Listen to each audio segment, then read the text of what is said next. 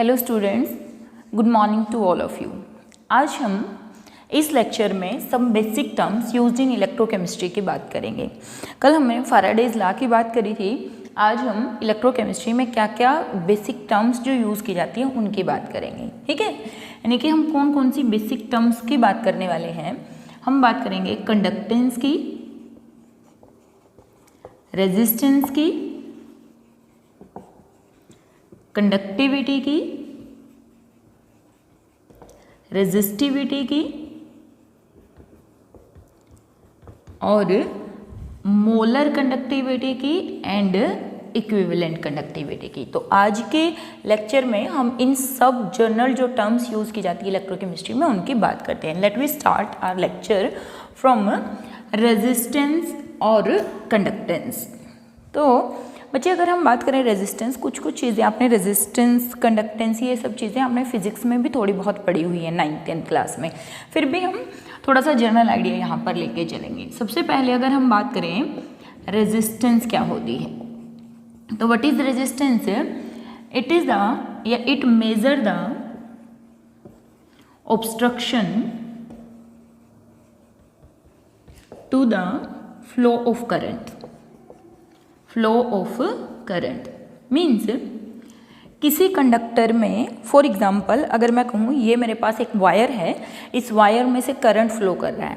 इस करंट को फ्लो करने से रोकने के लिए जो रिस्पॉन्सिबल होती है उसको हम क्या बोलते हैं? That is called resistance. Mean it measure the obstruction to the flow of current. किसी भी कंडक्टर में अगर जो करंट बह रहा है उसको ऑब्स्ट्रक्ट जो करता है उसको हम क्या बोलते हैं? That is called resistance. और resistance is represented by R. Resistance को आर से रिप्रेजेंट किया जाता है।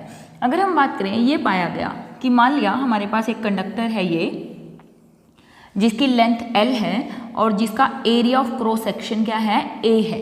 ठीक है ना, this is a wire, we can say this is a conductor which have length L and area of cross section is A।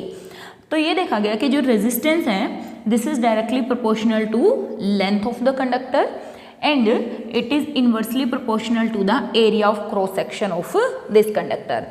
तो अगर हम इसको दोनों को कंबाइन कर लें तो हमें एक रिजल्ट मिलेगा, that is R is directly proportional to A and inversely directly proportional to L and inversely proportional to the area of cross section of the conductor.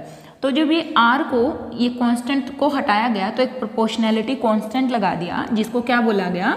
रो बोला गया, रो। और इसका मीनिंग है रेजिस्टिविटी या स्पेसिफिक रेजिस्टेंस भी इसको बोलते हैं। तो रेजिस्टेंस का मीनिंग क्या है? Obstruction to the flow of current. Current को बहने से जो चीज़ रोकती है उसको रेजिस्टेंस बोला जाता है। ठीक है, तो अगर हम इसकी यूनिट की बात करें, रेजिस्टेंस की यूनिट होती है ओम। ऐसे रिप्रेजेंट किया जाता है या ऐसे लिखा जाता है? रेजिस्टेंस हैव अ यूनिट ओम। ठीक है, तो रेजिस्टेंस क्या है? मेजर करती है किस चीज़ को, कि कितना करंट के बहने में कितनी रेजिस्टेंस ऑफर हो रही है, कितना ऑब्स्ट्रक्शन हो रहा है करंट को बहने में, दैट इज कॉल्ड रेजिस्टेंस। अगर फिर हम बात करें किसकी, यहाँ पर एक टर्म हमने ली है रेजिस्टिविटी, दैट इज रेजिस्टिविटी या स्पेसिफिक रेजिस्टेंस।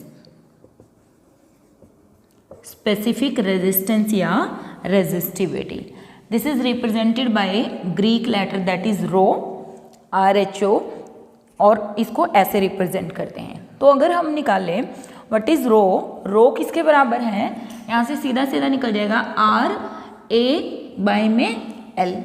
मीन्स रेजिस्टेंस क्या है, सॉरी स्पेसिफिक रेजिस्टेंस क्या है या रेजिस्टिविटी क्या है?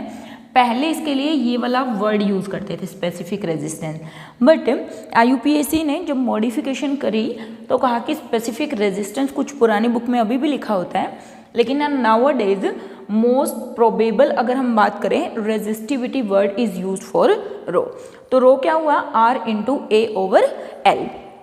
अगर मैं कह दूँ कि ये जो एरिया ऑफ क्रॉस सेक्शन है, this area of cross section, अगर ये 1 सेंटीमीटर स्क्वायर है और लेंथ जो है वो 1 सेंटीमीटर है, you can take metre also, that is metre square और मीटर। ठीक है ना, 1 मीटर। तो उस कंडीशन में रो किसके बराबर हो जाएगी, that is equal to R, क्योंकि ये भी 1 है और ये भी 1 है। इसका मतलब how we can define resistivity, resistivity को हम कैसे डिफाइन कर सकते हैं, it is the resistance of a conductor which have area 1 centimetre square and length 1 centimetre, जिसकी लेंथ हो, ठीक है। एक ऐसा कंडक्टर जिसकी लेंथ 1 सेंटीमीटर हो, जिसका area of cross section 1 centimetre square हो, उसकी रेजिस्टेंस उसकी रेजिस्टिविटी के बराबर होगी, उस कंडक्टर की रेजिस्टेंस उस कंडक्टर की रेजिस्टिविटी के बराबर होगी, ठीक है। तो यहाँ से हम रो की यूनिट भी निकाल सकते हैं। देखिए ये किसके बराबर है, R इंटू एल ओवर ए ओवर एल, ए over L.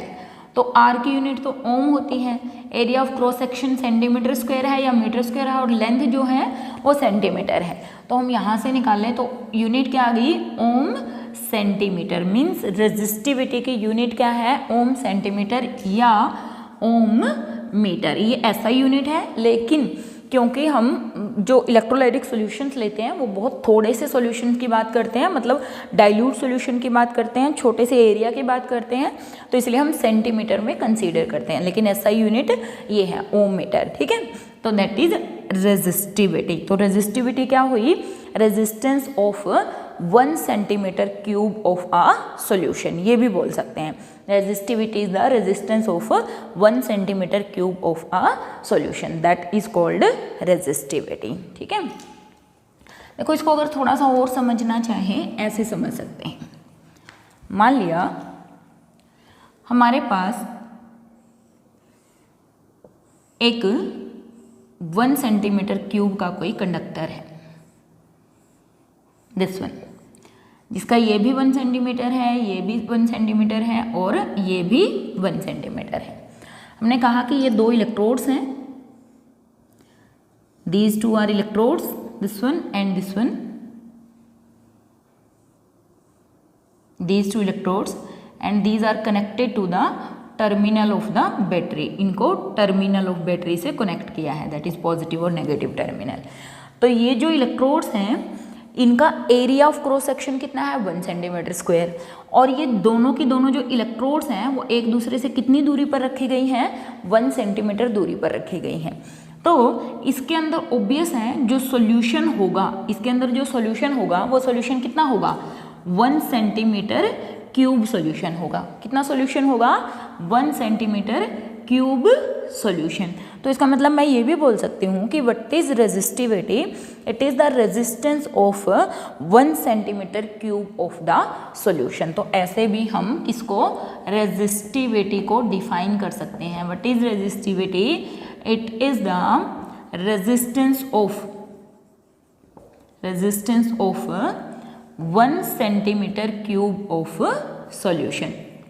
1 centimetre cube solution की रेजिस्टेंस को ही रेजिस्टिविटी बोलते हैं। 2 electrodes which are 1 centimetre apart from each other, the area of cross section is 1 centimetre square. It's mean that is 1 centimetre cube में अगर हम देखें volume कितनी होगी, that is 1 centimetre cube of the solution, this is volume of the solution. तो इसमें जितने भी आयंस हैं उनकी रेजिस्टेंस को क्या बोला जाएगा, रेजिस्टिविटी ही बोला जाएगा, ठीक है। अगर हम यहाँ पे थोड़ा सा और बात करें कि ये A और जो L है ये कहाँ से आए हैं, A और L को थोड़ा सा अगर हम समझने के लिए बात करें, या फिर हमने स्टार्टिंग में जब वहाँ पे लिखा था कि जो रेजिस्टेंस है डायरेक्टली प्रोपोर्शनल टू L होती है और इन्वर्सली प्रोपोर्शनल टू A होती है। तो ये जो L/A टर्म है, ये L/A टर्म को बेटा सेल कांस्टेंट भी बोला जाता है। इसको क्या बोला जाता है, this is also called cell constant. और ये जो सेल कांस्टेंट है एक्चुअली में एक कंडक्टिविटी सेल्स होती हैं। क्या होती हैं, कंडक्टिविटी सेल। किसी भी कंडक्टिविटी सेल का जो सेल कांस्टेंट है वो फिक्स होता है, मीन उसकी वैल्यू L की और A की। मान लिया मैं कोई कंडक्टिविटी सेल घर लेकर आई, तो अगर मैं उसमें बात करूं उसका ऑब्वियस ही बात है एरिया ऑफ क्रॉस सेक्शन भी फिक्स होगा और उसकी लेंथ भी फिक्स होगी। इसका मतलब ये हुआ कि दोनों ही चीज़ कांस्टेंट होने के कारण जो कंडक्टिविटी सेल होंगी उसकी L और A कांस्टेंट होंगे, दोनों ही चीज़ें इसलिए उसको क्या बोल दिया गया, this is called cell constant, जिसको आगे चल के हम थोड़ा सा और डिटेल में बात करेंगे। तो रेजिस्टेंस और रेजिस्टिविटी क्या है, resistance obstruction to the flow of current, और रेजिस्टिविटी क्या है, resistance of 1 centimetre cube of the solution. 1 centimetre cube of solution की रेजिस्टेंस को क्या बोला जाता है, रेजिस्टिविटी बोला जाता है। एल और ए को क्या बोला जाता है, सेल कांस्टेंट बोला जाता है, this is called cell constant, ठीक है। और एल और ए की वैल्यू किसी भी कंडक्टिविटी सेल के लिए क्या होती हैं, फिक्स होती हैं। देन अगर हम बात करें किसकी, कंडक्टेंस की, कंडक्टेंस को आप सी से भी रिप्रेजेंट कर सकते हैं और किसी किसी बुक में इसको जी से भी रिप्रेजेंट किया जाता है, आप पे डिपेंड करता है, आप जिससे रिप्रेजेंट करना चाहें कर सकते हैं। हम यहाँ पे जी से रिप्रेजेंट करेंगे क्योंकि सी से तो कंसंट्रेशन को भी रिप्रेजेंट किया जाता है। तो हम एक नया वर्ड ले लेते हैं कंडक्टेंस के लिए, दैट इज जी। तो व्हाट इज कंडक्टेंस, हमें मालूम है किसी भी इलेक्ट्रोलाइट में या किसी भी वायर के अंदर जो करंट फ्लो करता है उसको जो मेजर करता है उसको क्या बोला जाता है, that is called conductance. Means it measures the flow of current, ठीक है ना, it measure the ease with which the current flow through the conductor. किसी भी कंडक्टर में किस ईज से करंट फ्लो कर रहा है, कितना करंट फ्लो कर रहा है, उसको क्या बोला जाता है, दैट इज कॉल्ड कंडक्टेंस। तो it measure the ease with which current flow through any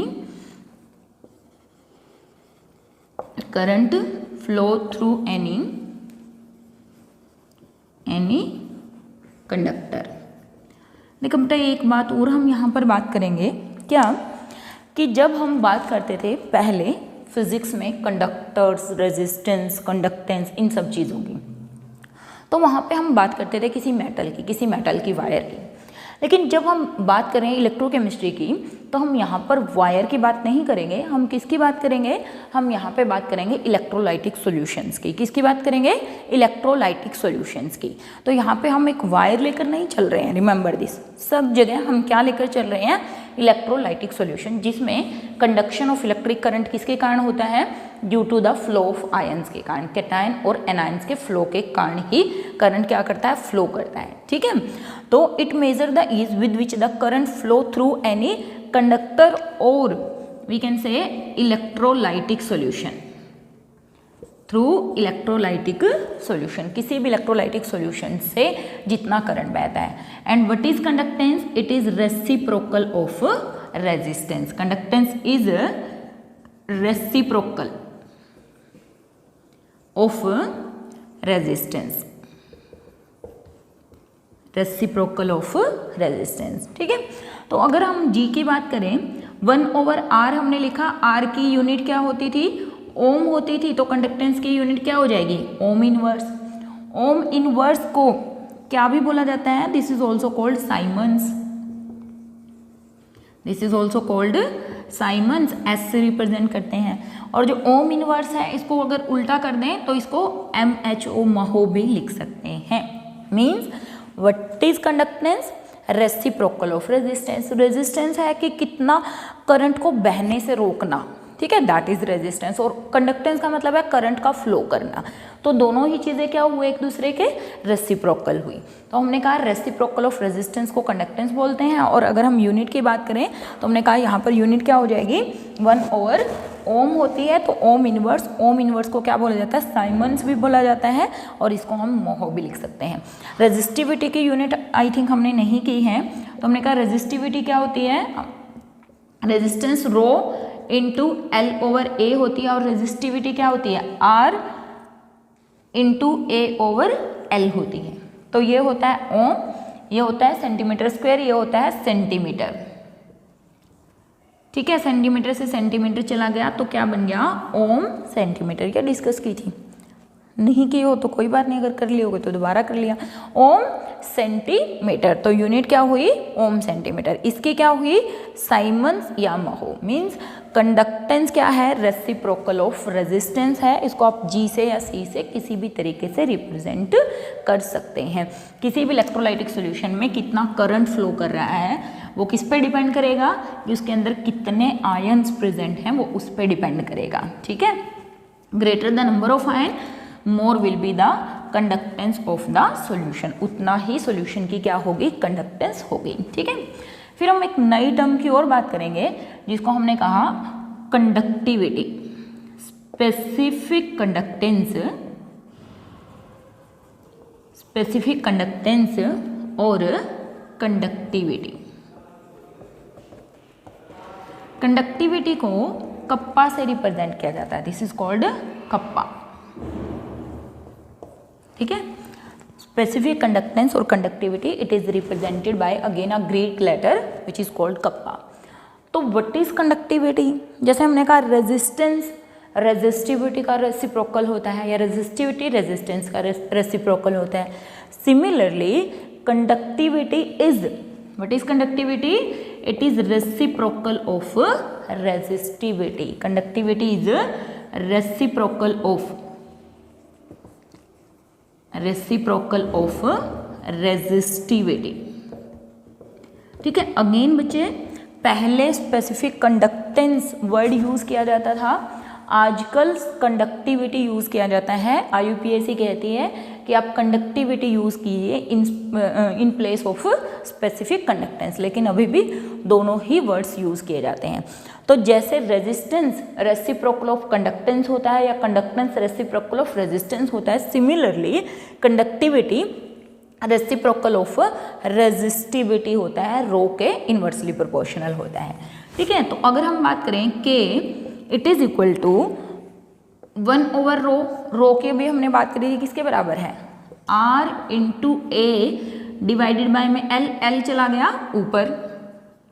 means what is K या कप्पा? इट इज 1/रेजिस्टेंस इंटू L/A। 1/रेजिस्टेंस जो है इसको हमने क्या बोला था? This is called conductance. 1/रेजिस्टेंस क्या है? कंडक्टेंस, जिसको हमने किससे रिप्रेजेंट किया बच्चे? अभी G से रिप्रेजेंट किया है। और L/A मैंने बिल्कुल स्टार्टिंग में ही बताया था कि L कांस्टेंट है, A भी कांस्टेंट है, तो L/A को क्या लिखा जा सकता है? This is called cell constant. इसको क्या बोलेंगे? Cell constant. Means cell constant को जो है G स्टार से हम यहाँ पर रिप्रेजेंट करेंगे। किससे रिप्रेजेंट करेंगे? G स्टार से। आप कुछ भी रिप्रेजेंट कर सकते हैं, डजेंट मैटर, लेकिन हम यहाँ पे G स्टार से इसको रिप्रेजेंट कर रहे हैं। इसका मतलब what is conductivity? What is conductivity? It is equal to conductance into cell constant. Conductivity is equal to conductance and cell constant. ये रिलेशन बहुत इंपॉर्टेंट है, न्यूमेरिकल्स इससे बेस्ड हमें पूछे जाते हैं, मोस्ट प्रोबेबली इसी से बेस्ड न्यूमेरिकल्स हमसे पूछे जाते हैं। या अगर मैं बात करूं mathematically G into G star, that is conductivity, यानी कि kappa is equal to G into G star.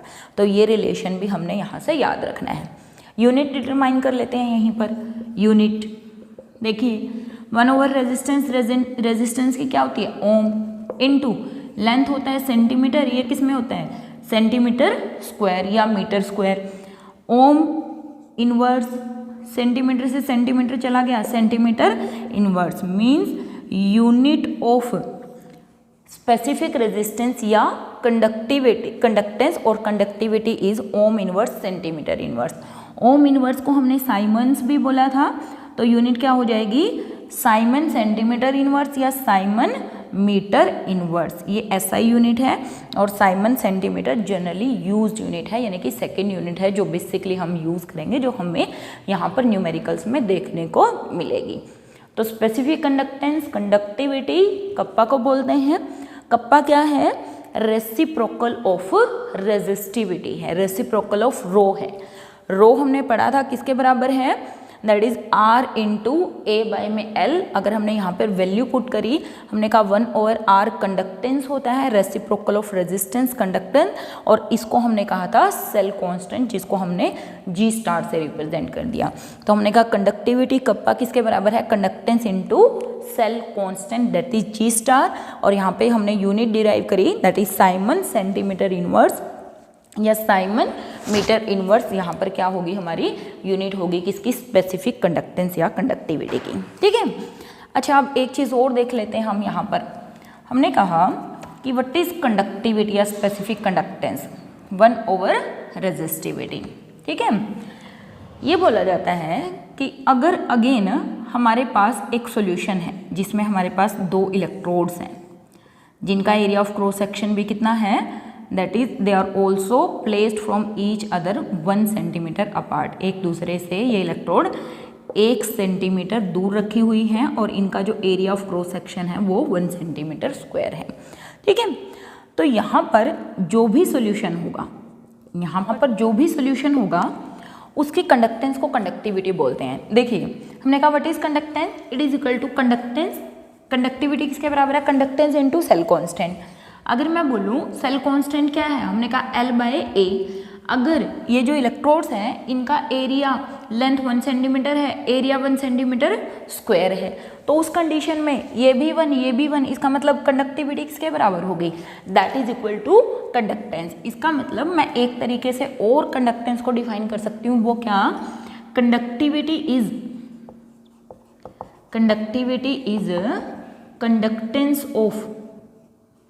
Conductance of 1 centimetre cube of solution, या conductivity is the conductance of ions present in 1 centimetre cube of the solution. 1 centimetre cube solution में जितने भी ions होंगे उन ions की conductance को क्या बोला जाएगा, कंडक्टिविटी या स्पेसिफिक कंडक्टेंस बोला जाएगा। ठीक है, तो जिस तरीके से हमने कहा था रेजिस्टिविटी क्या है, resistance of 1 centimetre cube of the solution, और सिमिलरली कंडक्टिविटी क्या है, conductance of 1 centimetre cube of the solution. 1 centimetre cube of solution में जितने भी आयंस होंगे उसकी कंडक्टेंस को क्या बोला जाएगा, कंडक्टिविटी बोला जाएगा। देखो अगर हम एक बात और यहाँ पर करें, मान लिया मेरे पास कोई सॉल्यूशन है, ठीक है, मेरे पास क्या है, कोई सॉल्यूशन है, इसकी वॉल्यूम मान लिया 1000 सेंटीमीटर क्यूब है। वॉल्यूम कितनी है, 1000 सेंटीमीटर क्यूब। और हमने अभी भी बात करी कि यहाँ पर 1 सेंटीमीटर जो क्यूब सॉल्यूशन है, इस सॉल्यूशन की कंडक्टेंस को क्या बोलते हैं, कंडक्टिविटी। अगर कोई मुझसे पूछेगा ये कंडक्टिविटी मुझे x गिवन है, क्या गिवन है, conductivity of 1 centimetre cube of solution कितनी है, x है। ठीक है, इसमें जितने भी आयंस हैं उनकी कंडक्टेंस मुझे दे रखी है, वो कितनी है, x है। अगर कोई मेरे से पूछ ले कि ये जो सॉल्यूशन है, ये जो पूरा सॉल्यूशन है, इसकी कंडक्टिविटी आप बताइए, इसकी कंडक्टिविटी आप बताइए, तो मैं क्या बोल सकती हूँ कि अगर 1 सेंटीमीटर क्यूब सॉल्यूशन की कंडक्टेंस x है तो इस पूरे सॉल्यूशन की कंडक्टेंस कितनी होगी, x मल्टीप्लाई बाय में 1000, क्योंकि मेरे से पूछा है 1000 सेंटीमीटर क्यूब ऑफ सॉल्यूशन की कंडक्टेंस, तो मुझे 1 की मालूम थी, तो मैं क्या निकाल सकती हूँ, जो मेरा गिवन सॉल्यूशन है उसकी कंडक्टिविटी को निकाला जा सकता है। इसका मतलब हम यहाँ से ये बात भी बोल सकते हैं कि किसी भी सॉल्यूशन के में अगर मुझे 1 सेंटीमीटर क्यूब ऑफ सॉल्यूशन की कंडक्टेंस के बारे में मालूम है तो मैं ये बता सकती हूँ कि मेरे पास जो भी गिवन वॉल्यूम है उसकी कंडक्टेंस कितनी होगी या उसकी कंडक्टिविटी कितनी होगी। ठीक है, तो यहाँ से हम इस चीज़ का आइडिया हमें रखना है कि हमारे पास अगर कोई वॉल्यूम, कितनी भी वॉल्यूम का सॉल्यूशन हमें दिया जाए तो उसकी कंडक्टिविटी को हम आसानी से निकाल सकते हैं अगर हमारे पास 1 सेंटीमीटर क्यूब ऑफ सॉल्यूशन की कंडक्टेंस मालूम हो। क्यों, क्योंकि 1 सेंटीमीटर क्यूब की अगर हमें मालूम है तो जितनी वॉल्यूम हमें गिवन होगी उसकी कंडक्टिविटी हम डिटरमाइन कर सकते हैं। ठीक है, तो अब हम 2 टर्म्स और यूज करेंगे। One is lambda m which is called molar conductivity, molar conductivity, lambda m molar conductivity. यहीं पर मैं थोड़ी सी स्पेस में लैम्डा इक्विवेलेंट इक्विवेलेंट कंडक्टिविटी की बात करते हैं। Equivalent conductivity, two different terms, resistance resistivity, conductance conductivity, cell constant. फिर हमने बात करी किसकी, that is lambda m, molar conductivity, lambda equivalent, equivalent conductivity क्या होती है। बिल्कुल सिंपल सी डेफिनेशन है। मोलर कंडक्टिविटी का मतलब है एक मोल इलेक्ट्रोलाइट, एक मोल इलेक्ट्रोलाइट अगर आप किसी सॉल्यूशन में डिसॉल्व कर दें, उस सॉल्यूशन में जितने भी आयंस होंगे उन आयंस की जो भी कंडक्टेंस होगी that is called molar conductivity. बात आ रही है समझ में। फिर से मैं बात कर रही हूँ, मेरे पास एक सॉल्यूशन है, आई हैव अ सॉल्यूशन। इस सॉल्यूशन में मैंने एक मोल इलेक्ट्रोलाइट डिसॉल्व किया हुआ है। क्या डिसॉल्व किया हुआ है, 1 मोल इलेक्ट्रोलाइट। अब ये 1 मोल इलेक्ट्रोलाइट जितने भी आयंस देगा, ये जितने भी आयंस देगा कैटायन एंड एनायन, उनकी जो भी कंडक्टिविटी होगी उसको हम मोलर कंडक्टिविटी बोल देंगे। ठीक है। What is lambda equivalent, lambda equivalent बिल्कुल इसी जैसा है। कह रहा है कि यहाँ पर सिर्फ हमें क्या चेंज करना है, पहले हम यहाँ पर 1 मोल इलेक्ट्रोलाइट ले रहे थे, अब हमें यहाँ पर जो इलेक्ट्रोलाइट लेना है वो 1 ग्राम इक्विवेलेंट लेना है, 1 gram equivalent of electrolyte. 1 gram equivalent of electrolyte किसी भी सॉल्यूशन में अगर हमने डिसॉल्व कर दिया, उसमें जितने भी आयंस होंगे उन आयंस की कंडक्टेंस को इक्विवेलेंट कंडक्टिविटी बोला जाएगा। देखिए, अगर हमें सिंपल किसी भी सॉल्यूशन में फिक्स नहीं है कि इसमें 1 मोल है, 10 मोल है, 5 मोल है, कितने मोल है, अगर हमें ऐसे सॉल्यूशन की कंडक्टिविटी पूछ लें कि कितनी मोलर कितनी कंडक्टिविटी है या कितनी कंडक्टेंस है, तो अलग अलग सॉल्यूशन की कंसंट्रेशन अलग अलग होगी और कंसंट्रेशन अलग अलग होने के कारण नंबर ऑफ आयंस अलग अलग होंगे और नंबर ऑफ आयंस अलग अलग होने के कारण कंडक्टिविटी या कंडक्टेंस भी क्या होगी, अलग होगी। लेकिन इसी चीज़ को अब अगर हम फिक्स कर दें, अब हम कह दें 1 मोल इलेक्ट्रोलाइट की कंडक्टेंस कितनी है, 1 मोल इलेक्ट्रोलाइट या 1 ग्राम इक्विवेलेंट ऑफ इलेक्ट्रोलाइट। मोल की बजाय ग्राम इक्विवेलेंट्स को और ज़्यादा कंसीडर किया जाता है। उसका रीज़न क्या है बच्चे, अगर मैं बोल दूँ 1 mole of NaCl and 1 mole of Na2SO4,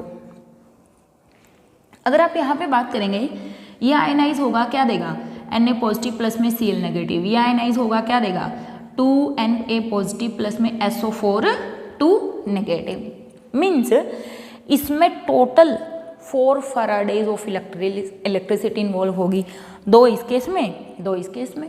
means 2 electron यहाँ, 2 इलेक्ट्रॉन यहाँ पे 1 और 1 2 फैराडे। ठीक है। मीन्स इस केस में 1 मोल ऑफ NaCl क्या करेगा use, 2 Faraday of electric current use करेगा इस केस में। यहाँ पर 4 Faraday of electric current use करेगा। लेकिन अगर मैं मोल की जगह 1 gram equivalent of NaCl and 1 gram equivalent of Na2SO4 ले लूँ, तो यहाँ पर क्योंकि हमने कहा है कि ग्राम इक्विवेलेंट्स हमेशा बराबर होते हैं, यानी कि 1 ग्राम इक्विवेलेंट ऑफ NaCl और 1 ग्राम इक्विवेलेंट ऑफ Na2SO4 मतलब हाफ मोल ऑफ Na2SO4। तो इसमें भी 2 फैराडे ऑफ इलेक्ट्रिक करंट और इसमें भी कितना, 2 फैराडे ऑफ इलेक्ट्रिक करंट। क्योंकि अगर 1 मोल में यहाँ पर इसका 1 ग्राम इक्विवेलेंट किसके बराबर हो जाएगा, हाफ मोल ऑफ Na2SO4। अगर 1 मोल में 4 फैराडे यूज हो रहे हैं तो हाफ मोल में कितने फैराडे यूज होंगे, 2 Faraday of electric current use होगा। ठीक है। अगर बात समझ में आ रही है तो बहुत बढ़िया, अदरवाइज देखते हैं फिर आगे क्या इसमें और मॉडिफिकेशन की जरूरत है। अगर आपको समझ नहीं आ रही है कमेंट बॉक्स में कमेंट करिए, फिर इसको दोबारा डिस्कस करेंगे। तो मोलर कंडक्टिविटी और इक्विवेलेंट कंडक्टिविटी की हम बात करें। What is molar conductivity, it is the conductance of ions given by 1 mole of N given by when 1 mole of N electrolyte is dissolved in any solvent। Conductance of ions given by 1 mole of an electrolyte dissolve in any solvent. Means 1 mole of electrolyte किसी भी अगर आप solvent में dissolve करेंगे उसके जितने भी ions होंगे उसको हम क्या बोलेंगे, मोलर कंडक्टिविटी। इसको क्या बोल देंगे, it is the conductance of ions given by 1 gram equivalents of electrolytic solution. चलो, it is the conductance of ion given by 1 gram equivalent of electrolytic solution. Means किसी भी इलेक्ट्रोलाइटिक सॉल्यूशन में अगर 1 gram equivalents हमने dissolve किया हुआ है उसमें जितने भी आयंस हैं उन आयंस की कंडक्टेंस को हम क्या बोलेंगे, इक्विवेलेंट कंडक्टिविटी बोलेंगे। वापिस अगर हम यहाँ पर बात करें, ये हमारे पास वॉल्यूम है किसी भी सॉल्यूशन की। अगर मैं कह दूं कि जो लैम्डा m है इतने सेंटीमीटर 1 सेंटीमीटर क्यूब की कंडक्टेंस को तो हमने क्या बोला था, इसको कंडक्टिविटी बोला था।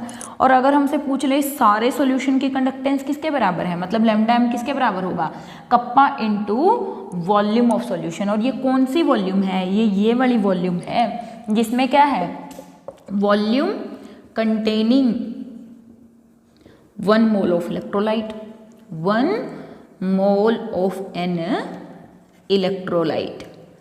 ठीक है, मीन्स लैम्डा m किसके बराबर हो जाएगा, कंडक्टिविटी, इसकी conductivity 1 centimetre cube of solution की कंडक्टेंस को क्या बोलते हैं, कंडक्टिविटी।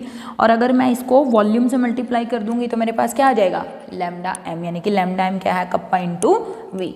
सिमिलरली लैम्डा इक्विवेलेंट भी क्या हो जाएगा, that is kappa into volume. और ये वॉल्यूम क्या है, that is volume which contain 1 gram of equivalents, 1 gram equivalent of electrolyte.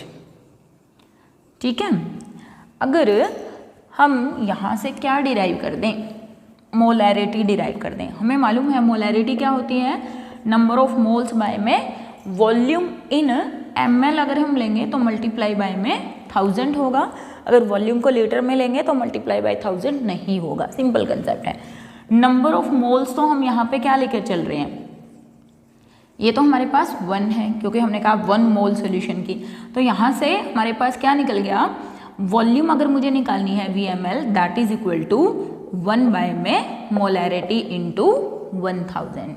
ठीक है, VML किसके बराबर है, 1 बाय में मोलैरिटी इंटू 1000। अब मैं इसको इस वॉल्यूम की जगह यहाँ प्लेस कर दूँ तो मेरे पास एक रिलेशनशिप आएगी, क्या, वो रिलेशनशिप होगी lambda m is equal to kappa into 1 by में m into 1000। Means this is the relationship between conductivity, molar conductivity and molarity of the solution. अच्छा, जो कंडक्टिविटी होती है बच्चे वो नेचर ऑफ इलेक्ट्रोलाइट पे भी डिपेंड करती है, टेम्परेचर पे तो करती है, नेचर ऑफ इलेक्ट्रोलाइट पे भी डिपेंड करती है। सिमिलरली यहाँ पे हम अगर ग्राम इक्विवेलेंट्स की बात कर रहे हैं तो यहाँ पर भी हम वॉल्यूम निकाल सकते हैं। देखिए, हमें मालूम है नॉर्मेलिटी किसके बराबर होती है, number of gram equivalents equivalent of solute divided by में VML इंटू 1000, अगर वॉल्यूम VML में है। नंबर ऑफ ग्राम इक्विवेलेंट्स तो हमने 1 लिया हुआ है, तो हमारी जो VML है वो किसके बराबर है, आ गई 1 बाय में n इंटू 1000। इसको भी यहाँ पर प्लेस करने से हमारे पास एक रिलेशन आई, क्या, lambda equivalent is equal to kappa into 1000 by में volume in ml। This is also volume in ml, sorry, normality.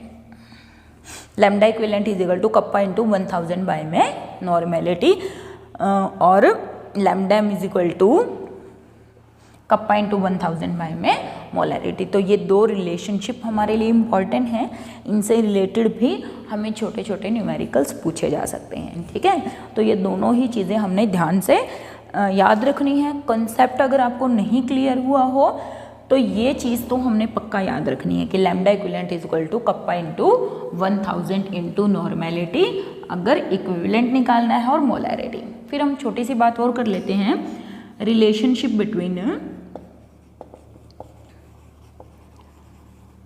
Lambda M and lambda equivalent, इन दोनों के बीच में क्या रिलेशन होता है, लैम्डा एम और लैम्डा इक्विवेलेंट के बीच में क्या रिलेशन होता है। देखिए लैम्डा एम अभी हमने बात करी, लैम्डा एम किसके बराबर है, that is kappa into 1000 by में मोलैरिटी, और लैम्डा इक्विवेलेंट किसके बराबर है, कप्पा इंटू 1000 बाय में नॉर्मेलिटी। देखिए ये तो कैंसिल आउट हो जाएगा, इसका मतलब हमारे पास क्या बचा, लैम्डा एम बाय में lambda equivalent is equal to normality by में मोलैरिटी, ठीक है। और अगर मैं इसी इक्वेशन को और फर्दर एलोबरेट करें हम इस इक्वेशन को, तो हमें मालूम है कि नॉर्मेलिटी क्या होती है, मोलैरिटी इंटू एन फैक्टर होती है ना। नॉर्मेलिटी किसके बराबर होती है, मोलैरिटी इंटू एन फैक्टर, मीन्स मैं यहाँ पे क्या लिख सकती हूँ, molarity into n factor divided by में मोलैरिटी, मोलैरिटी से मोलैरिटी चला गया, तो यहाँ पे बचा क्या, हमारे पास बचा lambda m is equal to n factor into lambda equivalent, ठीक है। और अगर हम बात करें एन फैक्टर किसके बराबर होता है, देखिए नंबर ऑफ ग्राम इक्विवेलेंट जो मास होता है वो किसके बराबर होता है, मोलर मास डिवाइडेड बाय में एन फैक्टर के बराबर होता है। नॉर्मेलिटी में हमने ये बात पढ़ी है। और अगर मुझे एन फैक्टर निकालना है तो वो किसके बराबर हो गया, n factor is equal to molar mass divided by में equivalent mass, equivalent mass mean मैं यहाँ पे ये भी रख सकती हूँ, तो हमारे पास एक और रिलेशनशिप डेवलप हो जाएगी, वो क्या, ये कि जो लैम्डा एम है that is equal to molar mass by में इक्विवेलेंट मास मल्टीप्लाई बाय में लैम्डा इक्विवेलेंट।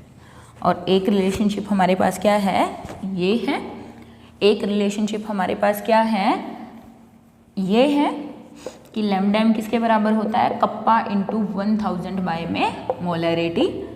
एक रिलेशनशिप हमारे पास है लैम्डा इक्विवेलेंट किसके बराबर है, कप्पा इंटू 1000 बाय में नॉर्मेलिटी, जहाँ पर 1000 क्या है, वॉल्यूम है हमारी, ठीक है।